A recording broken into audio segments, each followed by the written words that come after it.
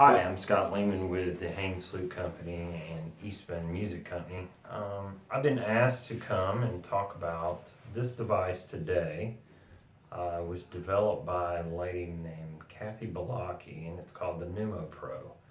Um, what I know about it is that it is a excellent visual tool for any beginner up to advanced, even professional player to work on embouchure, um, work on air direction, you name it. This is actually a great investment for every flute player.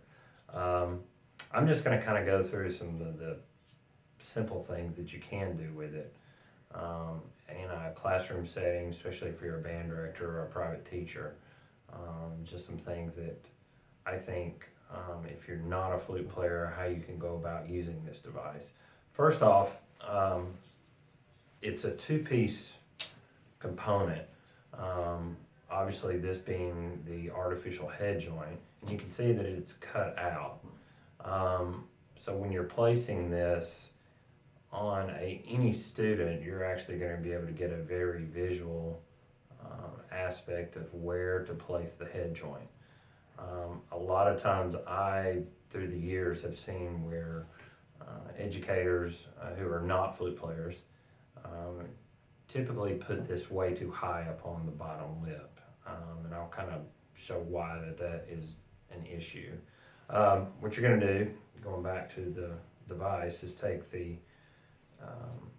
area that has all these, basically these propellers, and we're just going to clip it or snap it onto this.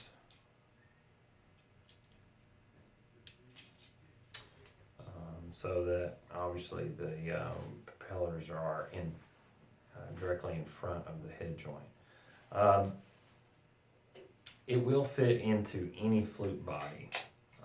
It doesn't necessarily have to be an open hole flute. It could go into closed hole flute, plateau flute, whatever. So, but the way that you're going to position this, if you look from your flesh tone of your bottom lip to where the skin tone changes, this is basically where this head joint should sit, no matter if you use the Pneumo Pro or not. But that position, and that should be right at pretty much the edge of where the aperture hole is. So the direction is to get this propeller to really the one to spin. That's really the one for any beginner. We want the sound or the air to go into the tube, not across. So we want all the air to blow down into the flute. So, and most of the time, you even will have students that will, if you don't even tell them, just see what they'll do as you position this and have them blow air across the head joint. See if they can actually get probably the third or the second one first, and then describe that the air needs to be blown down in a direction. Sometimes I will even have students place their hand here and try to hit the air right down here. So they have to keep their head parallel, straight, and have them hit the air direction into the palm of their hand. That's always another good visual. So once they place this here, we're basically relaxed, just blowing the air direction down into the column. As you work with this, if they can get in front of a mirror, that's the best way to use this tool, because obviously they want to see what's going on. If you're wanting to work on high notes, this is where you're going to try to get the direction of air to hit either the second or even the top propeller.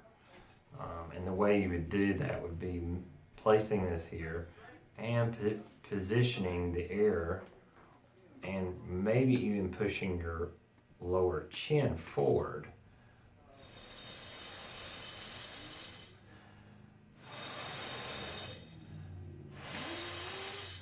So depending on how far you push your chin forward or the way that you're wanting that airspeed, this is also working on the higher notes of any of the head joint or your flute. This is kind of interesting, and some people don't realize what the circular thing at the top is for. That is actually what she described it as. So you don't have you work with a student that is rolling their flute.